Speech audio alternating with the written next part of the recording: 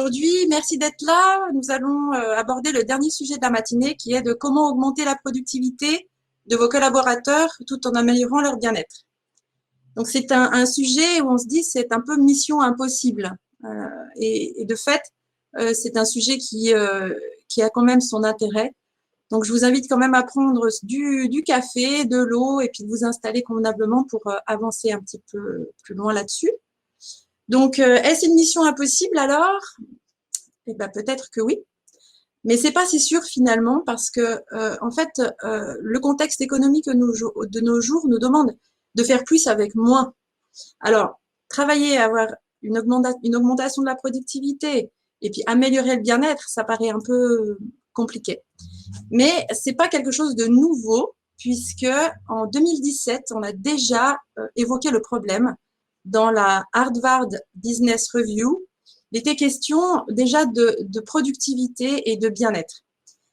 Donc, à masse salariale égale, une amélioration du bien-être des salariés se traduit par des gains de productivité et donc une hausse des bénéfices nets. Mais alors, comment faire et avec quels outils? Parce que la question reste bien celle-ci aujourd'hui. Donc, il faut quand même se reposer la question et redéfinir un petit peu les bases du plaisir au travail et du bien-être au travail. Donc, ces deux choses-là, elles sont liées à différents facteurs qui sont plus ou moins identifiables. Et le bien-être au travail, du coup, renvoie à l'ensemble des facteurs qui sont susceptibles d'influencer le ressenti des collaborateurs. De fait, ça englobe quelque chose qui est beaucoup plus important et beaucoup plus large que la santé physique et la santé mentale et psychique des collaborateurs. De fait, il y a deux choses qui sont importantes à prendre en compte, c'est que ces facteurs-là dépendent à 50% de l'entreprise et à 50% de l'employé, des salariés et des collaborateurs. Et il y a des choses qui sont importantes à faire au niveau de l'entreprise, c'est-à-dire que vous avez votre rôle dans l'entreprise à jouer pour amener une convivialité, amener une bonne ambiance, amener un bien-être en proposant des choses intéressantes pour rallier les troupes. Mais il y a une chose sur laquelle vous ne pourrez jamais acter et qui est compliquée aujourd'hui à mettre en œuvre, c'est ce facteur endogène. Donc, le facteur endogène, c'est un facteur qui se définit comme un éprouvé, un ressenti de vos collaborateurs par rapport à ce qu'ils peuvent comment dire, réagir à l'intérieur d'eux par rapport au contenu des activités, des responsabilités qui sont confiées. Ça veut dire que chaque collaborateur ou chaque personne va réagir d'une certaine manière en fonction de sa constitution interne et va réagir avec un éprouvé, va réagir avec certaines émotions, une impression qui est liée à la manière de percevoir les choses, les activités et autres. Ce qui fait que cette chose-là, c'est ce facteur-là, est vraiment à considérer aujourd'hui parce qu'il joue un rôle primordial en fait dans ce plaisir au travail et dans ce bien-être au travail. Et c'est pourquoi en fait le bien-être au travail dépend à 50% de l'entreprise et 50% du collaborateur. De fait, il s'agit d'une co-responsabilité parce qu'à aucun moment le bien-être et le plaisir au travail ne peut être la seule initiative de l'employeur. Donc vous avez votre place à jouer, mais il y a quand même le collaborateur qui, lui, a quelque chose aussi au fond de lui à remanier et sur lequel vous pouvez aussi l'accompagner. Donc là, vous voyez que redonner la dimension de l'humain pour augmenter leur productivité, c'est quelque chose que vous connaissez et que vous avez déjà pu mettre en place, hormis il y a quand même des limites et je pense que vous avez déjà fait l'expérience. C'est-à-dire que quand on dit redonner la dimension de l'humain pour augmenter la productivité, on fait une référence à ce que j'appelle le toyotisme. Donc, vous voyez déjà que dans cette, on va dire, manière de manager qui est née dans les années 50, il y avait déjà cette dimension de l'humain où la productivité était centrée sur l'humain. Mais cela impliquait une approche de terrain plus près des vraies difficultés des collaborateurs pour que cette productivité puisse exister. Mais la grande question, c'est de se dire quelles sont les vraies difficultés des collaborateurs et quelles sont-elles, et est-ce que le facteur endogène, il a été considéré à un moment donné pour que finalement cette co-responsabilité se fasse. Alors évidemment, vous avez déjà tout essayé, ça veut dire que vous avez mis beaucoup de cœur à l'ouvrage, j'imagine, pour créer en fait cette maîtrise de la parfaite convivialité et de la parfaite ambiance pour que les choses entre les collaborateurs et l'entreprise se fassent. Mais cela joue vraiment qu'à 50%. Donc c'est vrai que c'est utile pour avoir une co-responsabilité de pouvoir agir sur les deux plans. Le postulat de base, il est clair.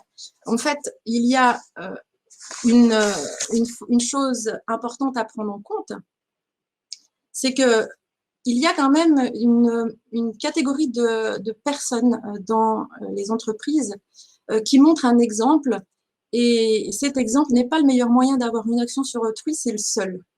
Je ne l'invente pas, c'est donc Albert Schweitzer qui l'a mis en avant. De fait, ces personnes qui ont un rôle important, qui sont des personnes clés au sein de l'entreprise, ce sont ces managers qui sont des acteurs principaux dans le bien-être au travail des collaborateurs. Ils donnent l'exemple. Alors, bon, c'est une catégorie de personnes qu'il faut vraiment considérer et qu'il faut vraiment mettre en avant pour avoir un impact sur le bien-être au travail. Alors, c'est vrai que ces managers ont toujours une sacrée pression, puisque ils sont entre des directives hiérarchiques qui sont parfois pas simples à gérer. Mais disons qu'à chaque instant, malgré tout, ils sont des facteurs de risque et de protection de santé des équipes. Comme vous pouvez voir, allez, j'y vais, et n'oubliez pas les valeurs d'entreprise, honnêteté, transparence, et on voit bien que c'est pas du tout ce qui est fait. Donc c'est vrai que disons qu'il faut aligner avec ce que les managers sont et leur manière d'être sur le travail, sur leur poste de travail, et la relation que ces managers ont avec les collaborateurs pour avoir du résultat sur la productivité. Et puis, il faut savoir comment on s'y prend et qu'est-ce qu'on fait. Alors, il y a deux choses. C'est que les leviers pour améliorer le bien-être et augmenter la productivité équivaut à s'occuper des émotions des managers et des collaborateurs pour créer un environnement propice et de fait avoir une qualité de la relation qui soit très, très riche et très bénéfique dans les équipes et dans les entreprises. Alors, ce qui est aussi important de se dire, c'est mais qu'est-ce que ça permet, cette relation? Qu'est-ce que ça va mettre en avant? Eh bien, c'est une nouvelle connaissance, parce que finalement, on va percer le mystère de qui on est vraiment, pour que on puisse aussi accompagner les personnes, puisque le meilleur exemple, c'est de montrer qui nous sommes vraiment. Et de fait, ces deux personnes vont cheminer et créer, c'est-à-dire que la relation va pouvoir permettre une alliance professionnelle pour aller plus loin, pour avoir de meilleurs résultats sur la performance, sur l'efficacité au travail, et puis de fait sur la productivité, ce qui va faire un bénéfice au niveau des gains. Et de fait, cette chose-là existe depuis très longtemps, mais quelque part, elle a un petit peu été mise de côté. Alors, qu'est-ce que ça va apporter? Ça va apporter plusieurs choses. C'est que le fait de considérer ce facteur endogène permet d'aller au cœur de soi-même, de générer des nouveaux modes de comportement et de relations, que ça soit aussi bien sur un niveau personnel, mais aussi professionnel. Et puis, surtout, de faire face aux difficultés qui sont celles du travail. Mais c'est surtout se dire qu'on va pouvoir activer certains leviers internes, les fameux 50% en fait qui ne dépendent pas de vous, et qui vont permettre d'avoir du résultat aussi bien dans la relation à l'autre que dans la relation à soi et dans l'efficacité qu'on peut avoir au niveau du travail. Et puis, quelque part, c'est un peu une innovation managériale, puisque considérer l'autre, considérer sa manière de rentrer en relation avec les autres, c'est quand même quelque chose qui, à mon sens, a été un petit peu perdu de par les exigences professionnelles. Alors, comment on fait? Comment on s'y prend? Eh bien, on aborde l'inconscient. Donc, je vous fais quelque chose de très court, puisque nous allons avoir encore 15 minutes pour avancer ici. Donc, le cerveau de l'être humain est fait de plusieurs compartiments. Disons que la partie du facteur endogène dont je vous parle, qui est celle des perceptions du monde et des perceptions de sa réalité, sa propre réalité, mais aussi la réalité extérieure, eh bien, elle va se situer vraiment sur la partie inconsciente, sur la partie où vous pouvez lire sur moi et le ça. De fait, ce facteur endogène, il prend vraiment cette origine au niveau de l'iceberg et de la partie profonde, disons. Du fait, le ressenti, la perception se situe vraiment à ce niveau-là. Donc, le lieu de l'inconscient, c'est vraiment ce lieu où il y a des pensées, des images, des émotions, des souvenirs, et puis là où se créent des automatismes qui participent à sa survie. Et donc le préconscient, c'est un filtre qui permet de protéger en fait l'être humain pour que les choses n'arrivent pas de façon brutale à la conscience. Et le conscient, c'est le lieu où toutes les perceptions du monde extérieur et intérieur sont reçues, gérées et analysées.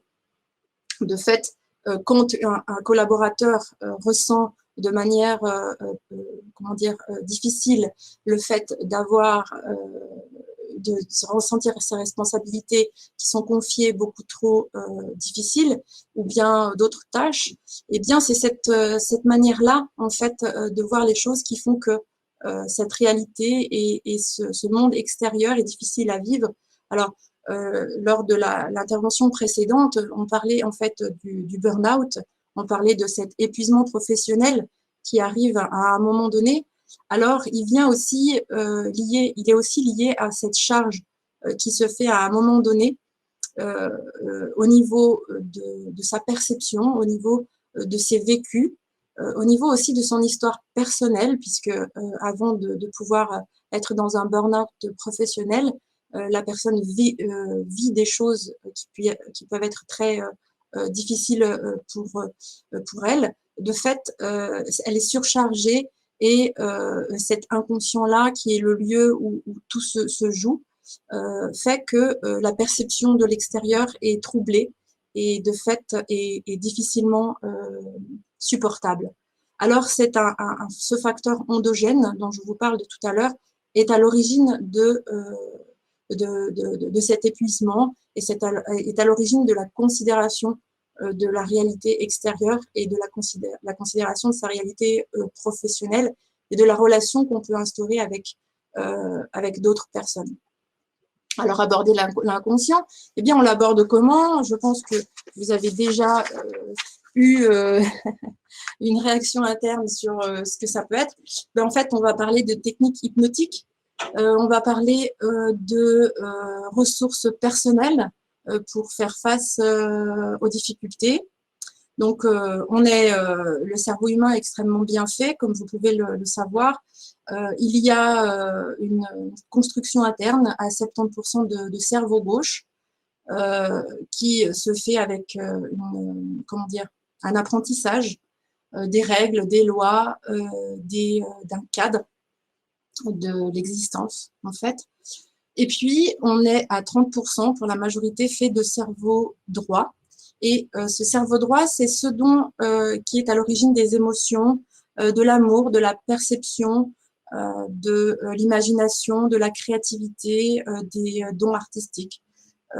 Et puis, c'est cette zone-là, en fait, qui va être remaniée pour amener le changement, pour aller dénouer des nœuds qui se sont installés sur la tendance naturelle au bien-être. Et de fait, c'est cette zone-là qui va être aussi à l'origine de la remise en relation avec l'autre, de savoir comment les choses peuvent s'établir et améliorer les relations de travail. Donc, les techniques hypnotiques, là, c'est un schéma qui vous permet de comprendre ce qu'est l'hypnose. En fait, l'hypnose, c'est simplement apprendre à créer des petits ponts qui, à un moment donné, va faire levier quand on sera en difficulté pour aller trouver ses ressources personnelles. C'est un levier interne que tout le monde peut activer à partir du moment où on commence à les mettre en place pour se permettre soi-même de se sortir de difficultés, mais que ça soit autant bien au niveau professionnel qu'au niveau personnel. De fait, c'est un nouvel apprentissage, c'est une physiologie une nouvelle physiologie qui se met en place. Et de fait, c'est ces petits ponts qui vont permettre d'accéder à nos ressources internes. Alors, qu'est-ce qui se passe après? Eh bien, il y a plusieurs techniques qui permettent d'accéder à l'inconscient. Ces techniques sont bien évidemment basées sur l'hypnose, mais le fait est qu'il y a de nouvelles pratiques, des choses qui sont évidemment pas suffisamment connues, et c'est mon rôle aujourd'hui de vous le faire connaître. Donc, il y a plusieurs méthodes qui peuvent être appliquées dans le milieu professionnel. La première méthode, c'est la méthode PSIO, P-S-I-O, qui est un dispositif qui combine luminothérapie, relaxothérapie, audiothérapie, sophrologie et hypnose ericksonienne, qui est une technique d'hypnose particulière qui permet vraiment d'avoir une certaine autonomie sur l'utilisation et qui peut être implantée de manière rapide et simple d'utilisation dans toutes les entreprises avec un corner bien-être en libre service. Ensuite, il y a une pratique qui se fait en groupe, où le fait de travailler en groupe apporte aussi une clé supplémentaire, un levier supplémentaire pour travailler sur la gestion du stress, la prévention de l'épuisement professionnel. Et puis ensuite, il y a une technique pour apprendre à converser et instaurer une relation professionnelle avec l'autre, c'est-à-dire une conversation sur un mode hypnotique avec ses collaborateurs. Ça veut dire que l'hypnose, on n'est pas obligé de fermer nos yeux pour pouvoir rentrer à l'intérieur de soi. Une technique très simple pour pouvoir apprendre à rentrer en relation avec une autre personne et prendre en compte ce facteur endogène pour le mettre en place lors de plusieurs moments, en fait. C'est pas notamment que des moments par exemple de contrôle, mais juste ponctuellement pour savoir comment va la personne au niveau de ses émotions et au niveau de ce facteur endogène. Donc, il y a ces différentes méthodes qui permettent vraiment d'aller percer le mystère interne de chaque personne, finalement, que ce soit les collaborateurs, mais que ce soit aussi toute personne dans l'entreprise. Et de fait, ça permet d'aller mieux, hein, d'avoir un mieux-être autant bien dans sa vie personnelle et de fait d'avoir un impact sur la vie professionnelle, sa manière de percevoir son poste de travail, ses activités professionnelles, la relation professionnelle avec ses pairs, et puis de fait de potentialiser la réussite et la performance de chaque collaborateur pour que l'atteinte des objectifs professionnels se fasse, et de fait ça augmente, disons, cette productivité au niveau des entreprises. Donc, c'est peut-être quelque chose que vous connaissez déjà, c'est peut-être quelque chose que vous avez peut-être déjà entendu, mais il est vrai que de le mettre en pratique au sein de l'entreprise, c'est quelque chose qui parfois est un peu particulier. Donc, l'hypnose est une technique thérapeutique, mais c'est aussi une technique relationnelle qui apporte énormément sur le point de vue de l'humain. Donc, il est midi moins 20. Je pense qu'on peut peut-être déjà passer.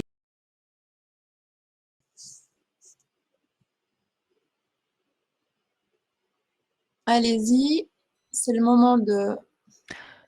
Séverine, les questions sont dans les Q&A, l'onglet en haut à droite. Et il y a une première question qui vous attend. C'est ça, je la vois. Alors, Vous êtes dedans? Ok, super. j'y suis dedans. Je vais tenter de répondre à cette question. Comment gérer C'est une bonne technique question. à distance? Comment, par exemple, des techniques de groupe? Alors, il y a cette approche à distance qui est intéressante. En revanche, c'est vrai que c'est une technique dans la relation. Ça veut dire que la relation à distance est une relation un petit peu synthétique malgré tout. Euh, donc c'est vrai que c'est intéressant d'avoir plutôt une approche physique, une approche où la personne rentre vraiment en contact et la voit, il y a une relation vraiment entière. Alors, pour les personnes, pour les entreprises qui travaillent uniquement en télétravail, eh bien, il y a cette technique d'apprendre en fait à converser sur un mode hypnotique se fait de manière très simple. C'est quelque chose que vous pouvez utiliser aussi bien avec des collaborateurs, mais de fait, ça peut être aussi une technique très intéressante pour travailler avec vos clients, pour connaître leurs besoins, pour les toucher au niveau émotionnel et aller travailler sur leur éprouvé pour avoir en fait la possibilité de faire du business. Donc disons que cette technique peut être très bien faite à distance, mais c'est vrai que si vous voulez vraiment travailler avec vos collaborateurs pour avoir un meilleur résultat, la présence physique amène beaucoup plus de résultats. Pouvez-vous donner un exemple de conversation en mode hypnotique? J'ai de la peine. Alors, voilà. Pouvez-vous me donner un exemple de conversation en mode hypnotique? J'ai de la peine à me l'imaginer. Alors, on va prendre par exemple bien une conversation sur un manager avec un collaborateur, sur un point particulier à mettre en place dans le travail. Eh bien, la personne, le collaborateur vient vous voir en disant bah, moi, je vais être un petit peu limité au niveau du timing parce que pour pouvoir produire quelque chose, je vais vraiment manquer de temps. Alors, bah, il faut rentrer un petit peu plus en profondeur. Ça veut dire, bah, qu'est-ce que ça te fait de manquer de temps? Est-ce que ça t'est déjà arrivé de manquer de temps? Comment tu réagis quand tu manques de temps? Est-ce que ça te rend stressé? Est-ce qu'il y a quelque chose qui se passe et que ça te bloque au niveau de la fonctionnalité dans ce que tu dois produire? Qu'est-ce que ça te fait vraiment au niveau des émotions? Alors, la personne en face va dire, bah, ça me fait peur parce que si j'atteins pas les objectifs, derrière, il y aura un manque de suivi des équipes. Ça me stresse. Moi, le stress, ça me rend inefficace. Ça me bloque et de fait, je n'arrive pas à aller plus loin dans ce que je produis. Et puis, ça peut être encore autre chose. Ça peut être ben moi, le stress, ça m'empêche de pouvoir me rendre au travail le matin de bonne heure et de bonne humeur. Ça me bloque dans la relation aux autres, ou bien ça me fait pas dormir. Voilà, c'est vraiment aller percevoir l'autre sous un autre point. De fait, l'autre personne, disons, va être surprise parce que c'est quelque part une autre écoute qu'on met en place. C'est une écoute qu'on va mettre en place sur un autre niveau, sur le niveau du ressenti, sur le niveau de l'éprouvé, sur le niveau de l'émotion. Et cette partie-là, aujourd'hui, est malheureusement pas suffisamment prise en compte et on la met volontiers à distance parce que pour pouvoir se permettre de pouvoir avoir une conversation comme celle-ci, il faut que déjà la personne qui le propose soit à l'aise avec ça, à l'aise euh, pour l'évoquer, pour l'évoquer. Alors, qu'est-ce qu'il y a d'hypnotique dans l'approche qui vient d'être décrite? On va parler des émotions, on va parler de l'éprouvé, et à partir du moment où on parle de qu'est-ce que ça vous fait, qu'est-ce que c'est qui vous dérange là-dedans, et on va directement toucher l'autre dans ses émotions. Parce que qu'est-ce que ça vous fait? C'est une méthode très particulière de s'adresser à l'autre, surtout dans le milieu professionnel, surtout dans cette partie, on va dire, du travail. C'est un exemple que je vous ai donné. Qu'est-ce qu'il y a d'hypnotique là-dedans? Eh bien, il y a d'autres exemples que je peux vous citer, mais je pense que ça risque de prendre beaucoup plus longtemps. Donc après, c'est quelque chose qu'on peut échanger volontiers après et que je peux vous amener comme réponse. Alors, qu'est-ce que j'ai d'autre comme question? Toucher les émotions ne veut pas nécessairement dire… Alors, toucher les émotions ne veut pas nécessairement dire hypnotique. Exactement. Donc, les techniques hypnotiques sont nombreuses. Comme je vous l'ai dit, en parlant des émotions, en parlant de cet aspect profond, on parle d'hypnose. Pourquoi? Alors, on va reprendre le schéma, si vous êtes d'accord, qui est celui-là. Donc, on parle du fait que les perceptions sont réelles, du monde réel se font au niveau de la conscience, mais il y a un fondement qui se fait au niveau de l'inconscient. Et là, je vous ai dit, qu'est-ce que ça vous fait? Qu'est-ce que c'est qui vous dérange? On parle du ça, et le ça, c'est une technique qui touche dans le mille sur la partie inconsciente. Donc ça, c'est un exemple d'abord de techniques hypnotiques pour aller converser avec les yeux ouverts, converser avec l'autre. Voilà pour la réponse. Est-ce que vous avez d'autres questions? Donc, pour vous donner un petit peu plus de matière, la programmation neurolinguistique joue un rôle aussi important là-dedans. C'est une manière de pouvoir commencer à aborder la relation, puisque quand on commence à parler de ça, eh bien, parfois, la personne peut être un petit peu dérangée, être un petit peu touchée dans son intimité. Donc, il y a aussi une certaine manière de pouvoir rentrer en contact avec l'autre pour certaines personnes qui se protègent ou qui n'osent pas parler aussi facilement d'eux. Y aurait-il un élément manipulatif dans cette démarche? Alors, bien évidemment, c'est important de le faire avec beaucoup de bienveillance, naturellement. Les techniques hypnotiques existent depuis très longtemps, 18e siècle à peu près.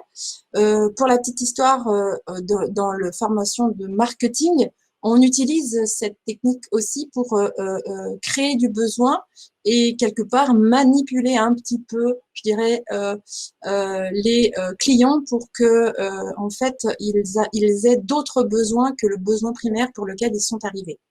Mais ça veut dire que c'est utilisé de manière particulière. Donc, évidemment qu'il faut quand même garder une certaine bienveillance, mais en même temps, on est peut-être toujours manipulé, n'est-ce pas? De tout ce que vous pouvez entendre, de tout ce que vous pouvez écouter, on vous suggère toujours quelque chose. Alors évidemment, jusqu'à où vous êtes en mesure de vous sentir, ou alors d'être l'objet de manipulation.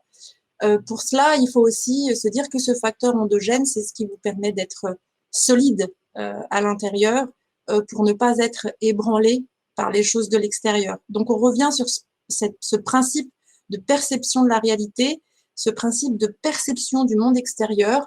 Pour avoir une perception du monde extérieur, il faut aussi considérer le fait que à l'intérieur, il y a des choses qui doivent être stables et qui doivent être posées pour que justement on ne soit pas l'objet de manipulation.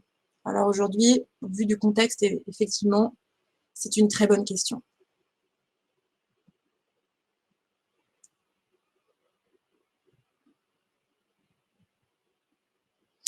Alors, donc cette approche n'est pas toujours utilisée avec bienveillance, donc potentiellement dangereuse.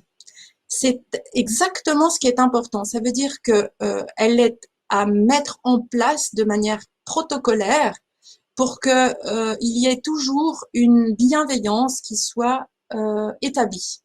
J'entends que c'est toujours dans une empathie. Alors, je le dis bien empathie.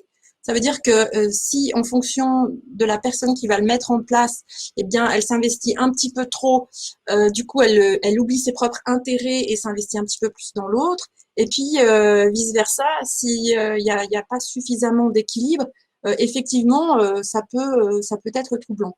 Donc, mon rôle, c'est aussi de vous donner cette base pour vous apprendre à être toujours dans cette bienveillance et à être en fait dans cet équilibre pour ne pas basculer.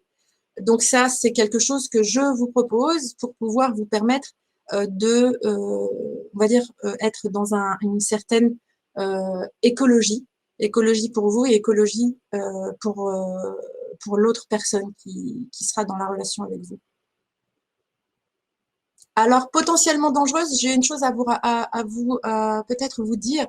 Alors, voilà ce qui va se passer. Je reprends un schéma qui est très intéressant. Donc là, vous voyez, il y a toujours le cerveau gauche, le cerveau droit. Et puis en bas à gauche, vous avez état de conscience critique. Ça veut dire que l'inconscient des personnes qui seront en face va pas forcément aller directement dans, on va dire, la gueule du loup, puisque il y a comment dire, un espace, il y a quelque chose de très archaïque qui fonctionne à l'intérieur du fonctionnement interne. C'est ce qui nous permet de nous protéger quand on traverse la route. C'est-à-dire que si on est avec notre natel, avec une pomme, et puis on est très pressé, on va avoir ce réflexe de regarder s'il y a une voiture qui passe pour ne pas se faire écraser. Ben, disons que là, ça sera le même réflexe. Donc, si ça sera dangereux, à un moment donné, la personne en face, disons qu'au niveau subconscient et au niveau inconscient, elle n'ira pas parce que il y aura une certaine protection, une certaine analyse pour faire attention à ce qui se passe en général. Comment pouvez-vous contrôler le but de l'autre? Comment pouvez-vous contrôler le but de l'autre? Manque de précision dans cette question. Vous pouvez préciser comment vous pouvez contrôler le but de l'autre? Bienveillant ou malveillant? Eh bien, c'est exactement ce que je vous raconte avec cette histoire. C'est que, en fonction de notre construction interne, au niveau inconscient et subconscient, il va y avoir un genre d'analyse, un genre de protection. Donc, si la personne va se sentir menacée, si la personne va se sentir piégée, il n'y aura aucune ouverture possible, il n'y aura rien qui va pouvoir se mettre en place dans l'équilibre intérieur, puisque ça sera un genre de défense interne qui va se mettre en place. Donc, c'est très subjectif, c'est très c'est un processus interne qui dépend de chacun. Tout le monde n'a pas nécessairement ce discernement. Eh bien, et c'est exactement ça. On est tous différents. C'est vraiment sur un mode de construction interne. De fait, c'est ce qui fait que des personnes sont plus sensibles que d'autres. C'est ce qui fait aussi que des personnes sont plus exposées au burn-out que d'autres. Et c'est ce qui fait que finalement, on a un certain équilibre psychique ou pas.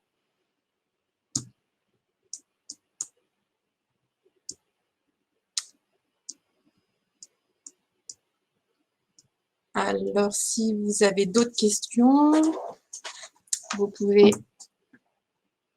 poser les questions dans le Q&A.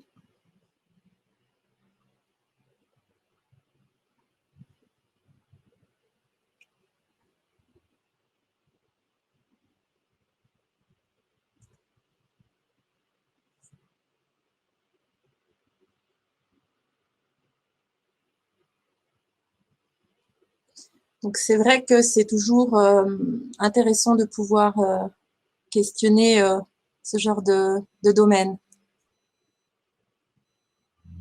Je crois que le public est satisfait. Il n'y a plus de questions qui viennent de la salle. Je vais refermer la scène.